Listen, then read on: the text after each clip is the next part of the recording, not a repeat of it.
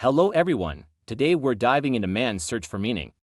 The author of this book is Victor Frankel, and it sold over 10 million copies worldwide.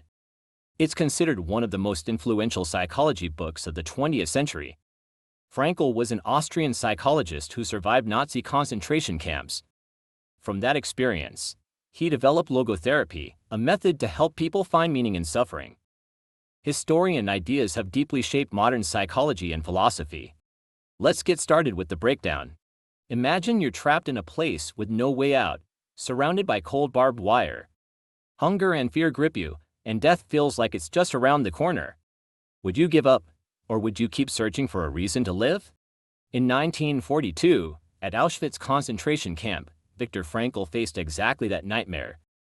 As a psychologist, he didn't just survive, he turned that hell into a source of life-changing wisdom. That wisdom is logotherapy, and it's at the heart of this book. Man's Search for Meaning chronicles his experiences and reflections. With over 10 million copies sold, it's hailed as a psychology classic of the 20th century. But this isn't just a memoir, it's so much more. It asks a profound question: why do some people break in despair while others find the strength to carry on? Through his story, Frankl shows us that merely being alive isn't enough. What truly drives us is why we're alive. Picture this: you're stuck in a maze with no exit. Would you sit down and give up, or keep going? It depends on whether you believe there's something worth finding beyond the walls.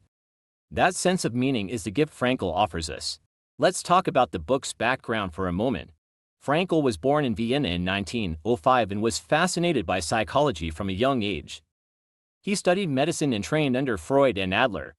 But he felt their theories, Freud's focus on pleasure and Adler's on power, missed something deeper. He started exploring a bigger question until World War II thrust him into the camps. Those 3 years became the testing ground for his ideas. That's what gives this book its unmatched power. Today, we'll unpack it from 3 angles. First, what's the truth about suffering? Second, how does logotherapy help us find direction? Third, how can this wisdom transform our lives? Ready? Let's step into Frankl's world and feel the hope that blooms from despair. Part 1. The Truth of Suffering Survival Code in the Camps. Here's a small detail to start. In the camps, Frankl noticed prisoners being marched out to work every morning. Some would steal a quick glance at the sky, just for a few seconds. In that moment, their eyes flickered with light, as if saying, "At least I'm still here." But others reached a breaking point. They'd refuse to get up one morning. They'd light their last hidden cigarette and wait quietly for death. Frankl saw that the difference wasn't physical strength, it was whether they still had hope. Life in the camps was brutal. From 1942 to 1945, Frankl was shuffled between 4 camps, including the infamous Auschwitz. He described prisoners in ragged clothes, feet wrapped in sacks, hauling rocks in sub-zero snow. Their food, a scrap of bread in a watery bowl of soup. Many collapsed from starvation. Worse still was the mental torment. Every day, people were sent to the gas chambers. Those left alive never knew if they'd be next. Once, he saw a guard shoot a prisoner dead just for walking too slowly. That randomness made life feel worthless. But Frankl wasn't just fending, he was observing. As a psychologist, he identified 3 responses to extreme conditions. First, there's shock. When he arrived, he watched a 12-year-old boy hang while everyone was forced to look on. Many accepted it numbly. He himself was stripped, shaved, and robbed of his watch, reduced to a number, not a person. Second, there's apathy. Over time, prisoners grew indifferent to death. One night, he slept on a plank next to a cold corpse, and no one batted an eye. Third, there's awakening. A few began to ask, if I survive, what will I do? It makes you wonder, why do some crumble under suffering while others grow stronger? Frankl's answer is attitude. He shared a story about a prisoner who survived by imagining a warm family dinner after his release. That man would mentally plan the menu: roast chicken with mashed potatoes or a bowl of hot soup with bread. That vision kept him going, hour by hour. Another prisoner, though, lost his wife and gave up hope. Within days, he was gone, lying in bed, staring at the ceiling until he stopped breathing. Frankl concluded that suffering itself isn't the killer, losing meaning is. Science backs this up. Modern neuroscience shows that hopelessness overactivates the amygdala, spiking anxiety and depression. But when we find purpose, the prefrontal cortex lights up, bringing calm and drive. There were no brain scans in the camps, but Frankl proved it through observation. He wrote, "Those who know why they live can bear almost anyhow." That line has since guided countless people out of darkness. Here's another example. One prisoner counted his steps every morning, even as his feet bled through his shoes. He told Frankl, "I'm keeping track of this pain to tell my kids how precious life is." That simple belief carried him through 3 years. One day, assigned to move corpses, he hummed softly while he worked. Frankl asked what he was doing. "I'm singing to my children," he said. He survived to liberation and reunited with his family. Here's a touching moment. One night, crammed on a plank bed, a man started sobbing. "I dreamed my wife was alive," he whispered, "but I know she's gone." Frankl didn't say much, just held his hand. The man said, "At least I can see her in my dreams. That's enough to keep going." The next day, he volunteered for the hardest labor, fueled by that reason to live. Another story, a middle-aged teacher secretly taught young prisoners to read. He scratched letters in the dirt with a stick, teaching bit by bit. He said, "If I can help these kids survive and learn, my life won't be wasted." He eventually collapsed from exhaustion, but one of those kids grew up to be a doctor. Frankl said the show's meaning can outlast death. So, what's the truth about suffering? It's not the whole story, it's a test of what's inside us. Think about it. When life backs you into a corner, what attitude do you choose? Do you go numb, or do you search for a spark? It hinges on whether you believe there's something worth chasing beyond the pain. Frankl showed us that even in the darkest places, we can light a flame. Part 2. Logotherapy, digging hope out of despair. If the camps were Frankl's life lab, logotherapy was the breakthrough he forged there. So, what is logotherapy? In simple terms, it's a therapy that says life's meaning isn't handed to us, we create it.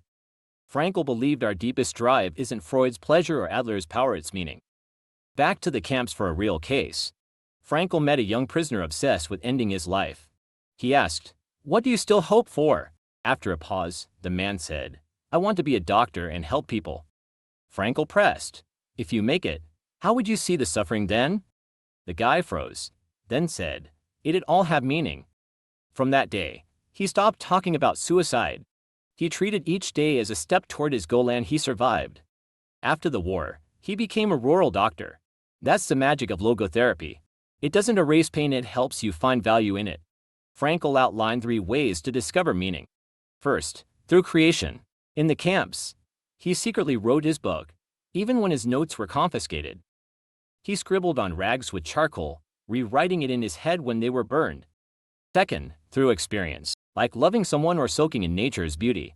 He recalled a sunset over the snow, one moment when he felt free despite the barbed wire. He closed his eyes and imagined its warmth washing over him.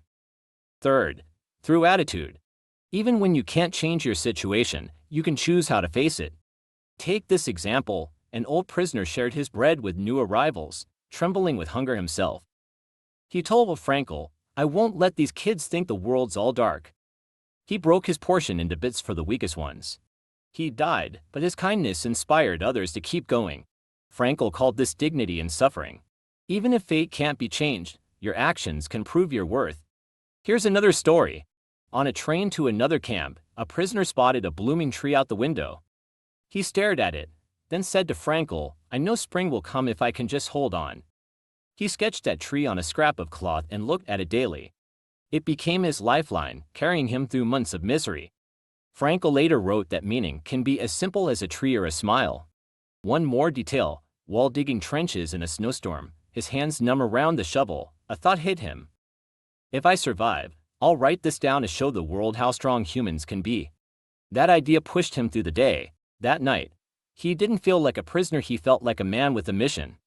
That mission became this book, his gift to us all. Logotherapy has a scientific root too. Frankl argued humans have a unique freedom of will to rise above instincts and despair. Animals grab food when hungry, humans can choose to give it away. That freedom comes from chasing meaning. Modern studies agree. A 2019 Nature study found people with clear purpose live 7 years longer on average. Others showed feeling valuable lowers stress hormones. Here's one more example.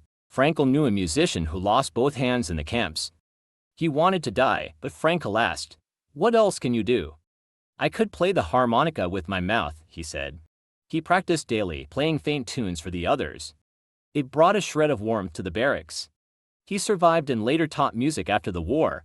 He said, "Without that time, I wouldn't know my own strength." So, logotherapy isn't feel-good fluff, it's a practical tool. It asks, when everything's stripped away, what reason can you find to keep going? That question isn't just for the camps, it's for every low point in our lives. Have you ever, in a dark moment, asked yourself who or what you're living for? Frankel's life says the answer is already inside you. Part 3, Transforming Life from Frankel to You. Now we know meaning's power, but how do we use it? Frankl wasn't just a thinker, he put his ideas into action. After liberation, he returned to Vienna and founded the Logotherapy school. He healed countless war trauma survivors with it. His wisdom still works for us today. Take a modern example. In 2020, during the pandemic, a guy named Liming lost his job and his girlfriend. He was ready to give up, then he read this book. He asked himself, what can I still do? He started volunteering, delivering supplies to his community. Hauling 50-pound rice bags left him sweaty and exhausted, but he said, I finally felt I wasn't useless. Years later, he told me that time made him feel more valuable than ever. That's Frankel's meaning in action. So, how do we apply it? I pulled 3 practical steps from the book. First, the meaning list. Spend 5 minutes daily jotting down 3 things that feel worthwhile. Maybe it's helping a friend move or watching a favorite movie. Frankel did this in the camps, imagining lecturing students after the war. He'd picture the classroom lights and their smiles. Second, attitude shift. When you hit a setback like a boss chewing you out, don't just stew. Ask, what can this teach me? Frankel took beatings from guards and thought, this makes me value peace more. He'd silently say, thank you for letting me live. Third, future anchor. Set a long-term goal like learning a skill and see today's struggles as stepping stones. Does it work? Check the stats. A 2021 Frontiers in Psychology study followed 500 depressed patients. Those using logotherapy recovered 30% faster than with standard therapy. Why? When you've got a reason to live, pain becomes fuel for growth, not an enemy. In another test, 2 groups faced stress. One wrote meaning lists, the other didn't. The first group had lower heart rates and anxiety levels. Here's a real-life case. My friend Zhang lost his job in a layoff last year and holed up scrolling his phone. I suggested a meaning list.